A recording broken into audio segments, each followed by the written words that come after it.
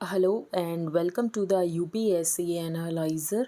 Today we will discuss newspaper analysis dated 17th of November 2023. First news regarding Cyprus confidential है जो कि हम 2-3 दिन से डिस्कस कर रहे हैं। तो साइप्रस कॉन्फिडेंशियल क्या है? तो एक्चुअली एक यहाँ पर इन्वेस्टिगेशन की गई है by the international consortium of investigative journalist, जिसमें ये पता कि साइप्रस कैसे एक टैक्स हेवन कंट्री है। एंड यहाँ पर जो रशियन ओलिगार्क्स हैं, इंडिया में भी कुछ लोगों का नाम था, इन्होंने कैसे गोल्डन पासपोर्ट स्कीम के ज़रिए टैक्स एवेड करने की कोशिश की ऑफशोर ट्रस्ट बनाकर। तो आपने जो पेंडोरा पेपर्स में पढ़ा होगा, पनामा पेपर्स में पढ़ा होगा, सेम चीज़ है। तो Cyprus confidential led by the ICIJ and paper trail media was based on a leak of 3.6 million files from 6 Cyprus financial service providers and a corporate data website powered by more than 270 reporters from 69 media partners। Investigation ने reveal किया कि यहाँ पर जो साइप्रियट financial enablers हैं, जो Russian oligarchs and जो Putin, इन्होंने कैसे अपने एसेट्स को शील्ड किया एंड वेस्टर्न सैंक्शंस नहीं इनके ऊपर लग पाए, क्योंकि इन्होंने किस तरीके से साइप्रस में अपना इन्वेस्टमेंट कर रखा था।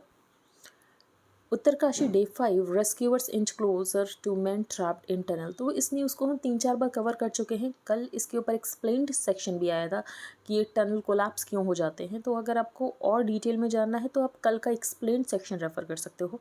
एंड आपको ये बताना है कि ये जो छोटी इकॉनमीज़ होती हैं, फॉर एग्जाम्पल अगर हम बात करें साइप्रस, तो इनके यहाँ ये जो टैक्स रूल्स होते हैं ये इतने लेक्स क्यों होते हैं? अगर आपको इसका रीज़न पता है then please tell me in the comment section. Next, Tamil Nadu governor returns 10 bills, state government calls special session. तो अभी हमने कुछ टाइम पहले देखा तो सुप्रीम कोर्ट ने ये कहा था कि जो गवर्नर हैं ये इस तरीके से बिल को रोक नहीं सकते हैं, जब पंजाब वाला केस था। यहाँ पर तमिलनाडु गवर्नर ने क्या किया, 10 बिल्स को वापस कर दिया। उसके बाद स्टेट गवर्नमेंट ने स्पेशल सेशन बुलाया है। तो हम देख रहे हैं कि यहाँ पर एक स्टैंड ऑफ शुरू हो चुका है कि गवर्नर का क्या रोल एंड क्या पावर्स हैं। तो गवर्नर इज एक्सपेक्टेड कि ये बिल्स को अप्रूव करेंगे, एंड हम देख रहे हैं इतने सारे बिल्स को वापस भेज रहे हैं। तो days after the Supreme court expressed serious concern कि गवर्नर जो है ये बिल्स के ऊपर एक्ट नहीं कर रहे हैं, Tamil Nadu governor RN Ravi on Thursday return 10 pending bills to the state government. And इसमें एक बिल ये भी था कि स्टेट गवर्नमेंट के पास पावर होनी चाहिए वाइस चांसलर्स को अपॉइंट करने की। The bills pass between January and April this year, इसमें बहुत सारे इश्यूज हैं, anti corruption measures, early release of prisoners and complaint यहाँ पर जल्दी फाइल हो, लेकिन ये सारे बिल्स इन्होंने वापस कर दिए एंड इन्होंने अप्रूवल नहीं दिया। तो यहाँ पर इलेक्टेड गवर्नमेंट की पावर को अंडरमाइन किया जा रहा है जिस तरीके से यहाँ पर गवर्नर एक्ट कर रहे हैं। BJP enlist face of Rajasthan fight against paper leak mafia. तो ये हम डिस्कस नहीं करेंगे, बिल्कुल भी इंपॉर्टेंट नहीं है। पॉलिटिकल न्यूज़ हम डिस्कस नहीं करेंगे क्योंकि पॉलिटिकल न्यूज़ आपके एग्जाम के लिए इंपॉर्टेंट नहीं है। UP to blame for toxic foam on Yamuna. तो बेसिकली जब भी छठ पूजा होती है तो छठ पूजा की पॉलिटिक्स स्टार्ट हो जाती है। इसमें आपके लिए जानने के लिए कुछ नहीं है। Okay, work from home odd even हम देख चुके हैं। दिल्ली में बहुत पोल्यूशन है, उसका रीज़न क्या है? क्या एंथ्रोपोजेनिक रीज़न है? बाकी रीजन्स यहाँ पर क्यों है? मुंबई में, महाराष्ट्र में इतना ज़्यादा पोल्यूशन क्यों है? एंड ग्रैप क्या होता है, ग्रिडेड रिस्पॉन्स एक्शन प्लान, इसमें अलग अलग स्टेजेस में क्या होता है, सब कुछ हम डिटेल में डिस्कस कर चुके हैं। सेम चीज़ को बार बार डिस्कस करके टाइम वेस्ट करने का कोई मतलब नहीं होता। इसके अलावा आप इस टाइम में स्टैटिक पढ़ सकते हो, इसीलिए ऐसे टाइम नहीं वेस्ट करते हैं। नेक्स्ट है India to host second voice of global south summit today. तो इंडिया G20 चेयर था एंड उससे पहले इंडिया ने ये कहा था, हमारा एक मेन मोटिव ये था कि हमें ग्लोबल साउथ की वॉइस बनना है। तो ग्लोबल साउथ की एक समिट तब हुई थी एंड ग्लोबल साउथ की एक समिट आज होगी। तो India to host second voice of global south summit today, जिसमें हम ग्लोबल साउथ की कंट्रीज़ की बात करेंगे कि ग्लोबल साउथ की कंट्रीज़ को हमें सपोर्ट प्रोवाइड करने की ज़रूरत है। The second summit will start with an inaugural leader session chaired by the prime minister Narendra Modi in the morning. Ministry of external affairs यहाँ पर होस्ट किया था inaugural voices of the global south summit on 12-13 January 2023 virtually. And हम 125 countries of the global south को साथ में लेकर आए हैं, उनके पर्सपेक्टिव्स को शेयर करेंगे, उनकी प्रायोरिटीज़ को शेयर करेंगे ऑन अ कॉमन प्लेटफॉर्म। तो एक बार ये सबमिट हो जाए उसके बाद तो हम डिटेल में डिस्कस करेंगे कि voice of the global south में क्या बात की गई, हम उनको कैसे सपोर्ट करेंगे। Rajnath stresses on unimpeded lawful commerce in international waters. तो अगर आप इंटरनेशनल वाटर्स की बात करो तो एक चाइना है, साउथ चाइना सी को पूरा क्लेम करके बैठा हुआ है। तो ये कौन सी मीटिंग हो रही थी? तो आशियान डिफेंस मिनिस्टर्स मीट हो रही थी। तो आशियान के इसमें 10 कंट्रीज़ हैं, बाकी यहाँ पर 8 कंट्रीज़ और हैं। तो ये 8 कंट्रीज़ कौन कौन से हैं? India, China, Australia, Japan, New Zealand, Republic of Korea, Russia and the US. तो इंडिया डायलॉग पार्टनर बना था आसियान का 1992 में, एंड इंडोनेशिया करंट चेयर है Asian defence ministers meeting plus का। तो यही कहा गया है कि फ्रीडम ऑफ नेविगेशन होना चाहिए, फ्रीडम ऑफ ओवरफ्लाइट होना चाहिए, अनइम्पेडेड लॉफुल कॉमर्स होना चाहिए, यूएन क्लॉज के साथ अडेयर करने की जरूरत है United Nations convention on the law of the sea 1982। UPSC analyser IAS का एक इनिशिएटिव है जिसका नाम है यूपीएससी एनालाइजर मेंटरशिप प्रोग्राम, जिसके एक्चुअली 3 पार्ट्स मिल जाएंगे आपको। फर्स्ट पार्ट है करंट अफेयर्स। तो करंट अफेयर्स को कवर किया जा रहा है starting from 1 January 2023 to March 2024 for both prelims and mains from all the sources which are relevant for prelims and mains. Prelims specific series है जिसमें prelims के सारे इंपॉर्टेंट टॉपिक्स डिस्कस किए जा रहे हैं, plus you will get 10 FLTs for practice and mains specific mentorship भी provide किया जाएगा। प्राइस यहाँ पर मेंशन है, आप पेमेंट कर सकते हो via UPI to the given UPI ID and then you have to send you details to the given email ID. तो अगर आपको ज्वाइन करना तो आप कर सकते हो, आपको एक ही मेंटरशिप ज्वाइन करना है आज इसमें आपको सब कुछ प्रोवाइड किया जाएगा। New IT platform to track medicine end to end. तो बहुत प्रॉब्लम होती है मेडिसिन को देखें तो स्पूरियस ड्रग्स का एक बहुत बड़ा केस है।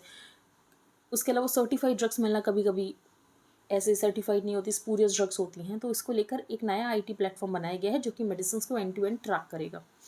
The integrated IT platform that Apex Drug Regulator, the CDSCO, has been working on to bring in transparency and uniformity in all its processes and create confidence in domestic and international markets will be able to track products right from the stage of procuring raw material, supply chain कैसी है, consumption categorized by the quantity, basically यहाँ पर prescription के basis पर लोग consume करें।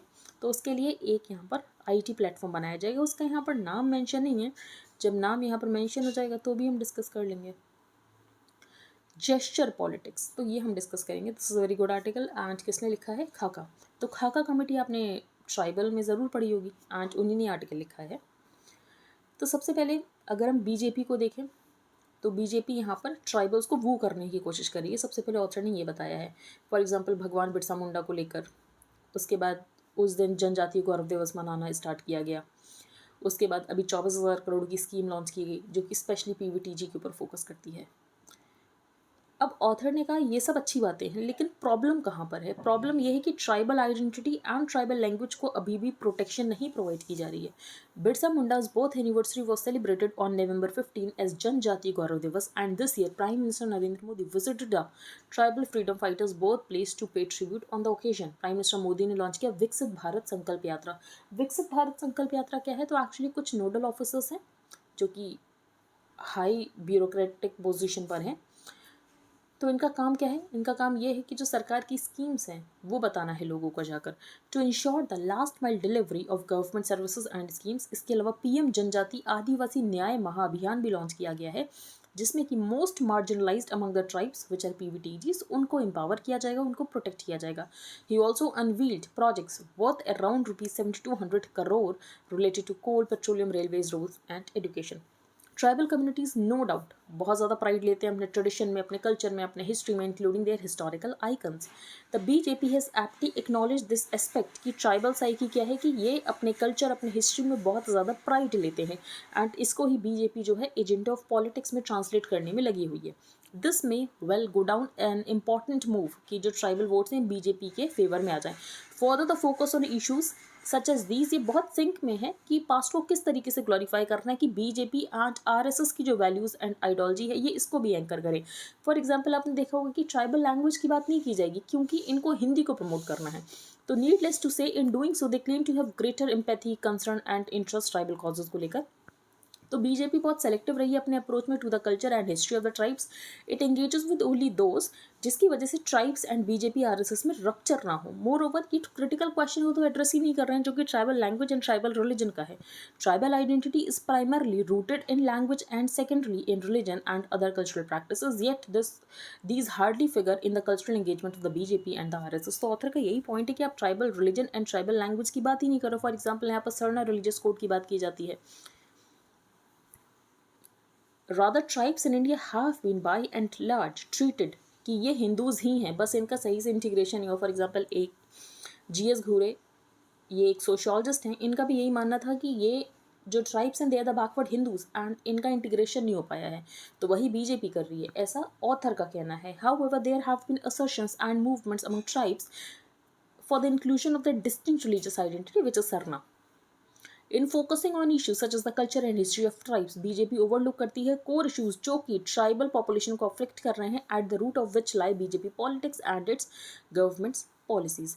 For example यहाँ पर LARR एक्ट की बात की गई है, land acquisition rehabilitation and resettlement act, जिसमें यहाँ पर 5 कैटेगरीज ऑफ प्रोजेक्ट्स को एग्जाम्पशन दे दी गई थी कि इनमें सोशल इम्पैक्ट असेसमेंट की ज़रूरत ही नहीं है, तो इससे आसानी से ट्राइबल लैंड को लिया जा सकता है. लेकिन बाद में फिर ये जो अमेंडमेंट्स थे उनको लेकर ड्रॉप कर दिया गया, तो government had to drop most of its contentious amendments to the LARR act, bringing back the crucial clauses की यहाँ पर सोशल इम्पैक्ट असेसमेंट की ज़रूरत पड़ेगी, जो अफेक्टेड फैमिलीज़ हैं उनके कंसेंट की ज़रूरत पड़ेगी. The bill was passed but did not receive assent from the governor following the massive resistance by the tribal communities in the Jharkhand. तो इस तरीके से किया जा रहा है. When she met Biden, तो हमने डिस्कस किया था एशिया पैसिफिक इकोनॉमिक कॉर्पोरेशन हो रही है, एंड आप में से बहुत कम लोग आंसर्स देते हैं. कल मैंने पूछा था कि इंडिया जो है ये एपेक का मेंबर है या नहीं है, तो एंड उसके बाद हमने इस पॉइंट को एक्सप्लेन्ड पेज पर डिस्कस भी किया था. स्टिल आई थिंक सिर्फ 2-3 लोगों ने आंसर दिया था. व्हेन शी मेट बाइडन, तो अगर हम बात करें तो एपेक समिट हो रही है. एपेक समिट में साइडलाइंस में जो यहाँ पर चाइनीज़ प्रेसिडेंट हैं, चाइनीज़ प्रीमियर हैं एंड जो US प्रेसिडेंट है, इनकी मीटिंग होती है. मीटिंग में क्या इंपॉर्टेंट बात की गई वो सब कुछ हम डिस्कस करेंगे. तो it is tempting to either overestimate या तो अंडर प्ले करें इंपॉर्टेंस जो कि बाईलेटरल मीटिंग हुई है US president and his Chinese counterpart in San Francisco on the sidelines of the APEC. First meeting हुई है बिटवीन द 2 लीडर्स जब से G20 बाली समिट हुई थी. आज इसको सक्सेस कह सकते हैं गिवन कि किस तरीके से, फॉर एग्जांपल इस मीटिंग के बाद ही जो बाइडेन है वो कहते हैं कि he is still a dictator, and ये अभी भी उनको डिक्टेटर ही मानते हैं. On its part New Delhi needs to keep a close eye कि बीजिंग के टाइज वॉशिंगटन के साथ कैसे चेंज हो रहे हैं एंड इंश्योर कि इंडिया अपने इंटरेस्ट को प्रोटेक्ट करे. The 2 countries have resumed military to military communications जो कि लास्ट ईयर एंड कर दिए गए थे. क्योंकि जो नैन्सी पेलोसी थी हाउस स्पीकर, इन्होंने एक्चुअली ताइवान को विजिट किया था एंड ताइवान को चाइना अपना पार्ट मानता है, तो मिलिट्री टू मिलिट्री कम्युनिकेशंस को रिज्यूम किया गया है. चाइना ने ये कहा है कि जो फेंटालिन का जो मैन्युफैक्चर एंड एक्सपोर्ट होता है उसके ऊपर चाइना क्रैकडाउन करेगा. ये है क्या, तो डेडली ड्रग एंड एक नारकोटिक्स है. बाकी यहाँ पर कन्फ्लिक्ट इन पैलेस्टीन, इसके बारे में बातचीत हुई. ताइवान क्वेश्चन के ऊपर बातचीत हुई. बाई ऑल अकाउंट्स US जो है ये चाइना को टेबल पर लाने में लगा हुआ है, लेकिन चाइना को वापस बदले में बहुत कम मिल रहा है. बाकी US की अगर हम देखें तो US ने क्वाड बनाया, ऑकस बनाया, कॉन्फिडेंस बिल्डिंग मेजर्स किया जा रहा है. For new Delhi most pressing concern ये है कि चाइना जो है वो अमेरिका के बिजनेस को वू करने की कोशिश कर रहा है. तो अमेरिका के बिजनेस को जो चाइना वू करने की कोशिश कर रहा है, ज़रूरत ये है कि हम एक अट्रैक्टिव डेस्टिनेशन बनकर अमेरिका के बिजनेस को वू करें. तो speaking to corporate leaders after he met with Biden, यहाँ पर शी ने बोला the door of China US relations can't be closed again now that it's open. तो आप आओ हमारे कंट्री में इन्वेस्ट करो, तो हमें ज़्यादा अच्छा इन्वेस्टमेंट बन के दिखाना है, ज़्यादा अट्रैक्टिव डेस्टिनेशन बन के दिखाना है. आगे हम चलते हैं. हर नॉक ऑन क्लोज्ड डोर्स, तो ये आर्टिकल डोमेस्टिक वायलेंस के बारे में बताया गया है. आज हमने कुछ टाइम पहले डिस्कस किया था कि हरियाणा में कुछ 4 लाख FIRs को देखा गया, एंड उन FIR से हमें ये पता चला कि अगर विमेन कंप्लेनेंट होती है तो उसे 10 घंटे वेट कराया जाता है, एंड उसकी कंप्लेंट को रजिस्टर ही नहीं किया जाता. पहले उससे काउंसलिंग की जाती है कि नहीं भाई आपकी फैमिली है, आपकी मैरिज है, गुस्से में ऐसे कंप्लेंट नहीं करते हैं, आप वापस घर जाओ, बातचीत करो, सब सही हो जाएगा. तो इस तरीके से किया जाता है एंड उनकी कंप्लेंट ही नहीं लिखी जाती है. A recent study of over 4 lakh FIRs in Haryana has found that from filing FIRs to getting convictions, legal process is stacked against women. As an NGO working in Mumbai with women and child victims of sexual and domestic violence, we resonate with this experience.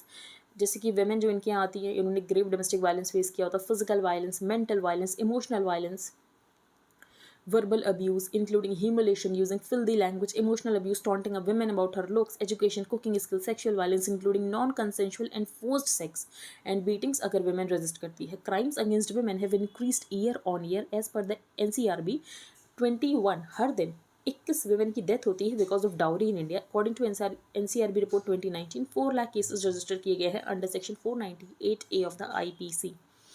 As per the national family health survey, 30% of the women जिनकी उम्र 18 से 49 वर्ष है, इन्होंने physical violence को suffer किया है from the age of 15, while 6% ने ये कहा है कि इन्होंने सेक्शुअल वायलेंस अपने लाइफ टाइम में एक्सपीरियंस किया है. To address the gruesome violence women face in their homes, a number of laws have been enacted. For example, section 498A of the IPC, जिसको कि इंट्रोड्यूस किया गया था 1983 में, कि जो भी विमेन की डेथ हो रही है उनके होम्स में, उस प्रॉब्लम को टैकल करने के लिए. दिस इज़ नॉट टू से कि इससे पहले हमारे पास कोई लीगल प्रोविजन नहीं था, इससे पहले भी लीगल प्रोविजन थे, लेकिन जो पुलिस है ये इन लीगल प्रोविजंस के सेक्शन में चार्जशीट नहीं फाइल करती थी. रीज़न क्या था पुलिस का कि ये तो बहुत जनरल है.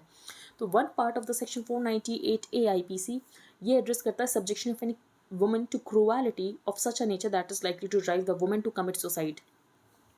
40 years later, the reluctance of the police कि वो FIR फाइल नहीं करते हैं अगर ग्रेव इंसिडेंट्स होते हैं डोमेस्टिक वायलेंस के, फिर भी जबकि पुलिस का काम है क्राइम को रिकॉर्ड करना, केस को इन्वेस्टिगेट करना, एंड पुलिस यही नहीं कर रही है. However when it comes to recording FIRs in case of domestic violence, burking का मतलब होता है FIRs को रिकॉर्ड करने से रिफ्यूज़ करना इस डन कि भाई ये हमारा सेंस ऑफ राइटनेस है, हमें किसी का परिवार बचाना, हम किसी का परिवार ऐसे टूटने नहीं दे सकते कि आप काउंसलिंग में जाओ, अपना मैटर रिजॉल्व करो, अपनी शादी बचाओ, अपनी फैमिली बचाओ. What are you going to achieve by filing a criminal complaint? आप क्या कर लोगे क्रिमिनल कंप्लेंट फाइल करके? सालों तक केस चलता रहता है. We can't file a case in family matters go to court. That women have gone through endless counselling by family members, elders and NGOs. उसके बाद ही उसने इतना बड़ा स्टेप लिया होगा कि वो पुलिस के पास गई होगी कंप्लेंट फाइल करने, एंड पुलिस क्या कर रही है, वो उसकी और काउंसलिंग करा रही है. While the police apathy towards recording FIRs in case of domestic violence, ये patriarchal mindset है. One can't negate कि सुप्रीम कोर्ट की एंड बाकी दिल्ली हाई कोर्ट की बात की गई, झारखंड हाई कोर्ट की बात की गई कि इनके कितने कभी कभी डिमीनिंग कमेंट्स आते हैं इसको लेकर. फॉर एग्जांपल इसको लीगल टेररिज्म बोला गया था कि सेक्शन 498 एक लीगल टेररिज्म बन गया है. Rakesh and Reena Rajput versus state of Jharkhand, there is a phenomenal increase in the matrimonial dispute in the recent times, and it happens in many cases कि जो वुमेन है इन sections का misuse कर रही है, तो वुमेन इसको weapon की तरह यूज़ कर रही हैं. ये कहना था झारखंड हाई कोर्ट का. उसके बाद यहाँ पर ये बताया गया कि इसको लीगल टेररिज्म बताया गया था, फिर पूरा केस बताया गया कि यहाँ पर पुलिस सही से इन्वेस्टिगेशन नहीं करती है. तो ये सब कुछ है, ना कि वुमेन यहाँ पर लॉ को मिसयूज़ कर रही है. एंड अगर कुछ वुमेन ने मिसयूज़ कर भी लिया है लॉ का, तो उसका मतलब ये तो नहीं कि सारी वुमेन झूठी होती हैं. UNSC अडॉप्ट्स रेजोल्यूशन कि भाई गाजा में पॉजेज होने चाहिए, ट्रूस होना चाहिए, इसराइल ने मना कर दिया. Xi Biden meet agree to resume military contact, set up hotline, and hotline में दोनों बातचीत करेंगे. मिलिट्री टू मिलिट्री कम्युनिकेशंस को रिज्यूम किया गया है, एंड जो फेंटानिल प्रोडक्शन उसको कर्ब करना है वो हमने देख लिया कि ड्रग होती है.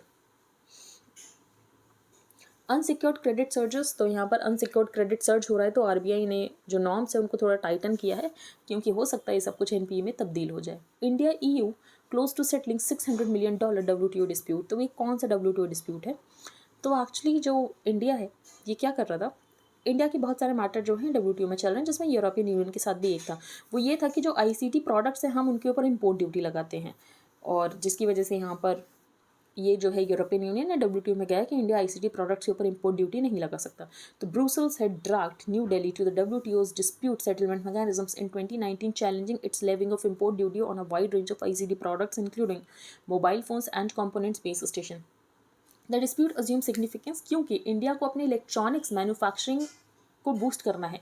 एंड मान लो कि अगर इंपोर्ट आपके यहाँ सस्ते आ रहे होंगे तो लोग तो इंपोर्टेड प्रोडक्ट खरीदेंगे ना, लोग जो कंट्री में बन रहा है वो तो नहीं खरीदेंगे, तो आपकी जो इंडस्ट्री है वो तो ग्रो ही नहीं हो पाएगी. एंड ग्रो नहीं हो पाएगी तो आप चाइना के साथ कॉम्पीट कैसे करोगे? आप चाइना से जो इलेक्ट्रॉनिक्स आइटम ले रहे हो आप उसका इंपोर्ट रिड्यूस कैसे करोगे? एंड उसके बाद हम PLI स्कीम भी लाए थे, प्रोडक्शन लिंक्ड इंसेंटिव स्कीम, जिसकी वजह से हमारे इलेक्ट्रॉनिक्स बूस्ट हों.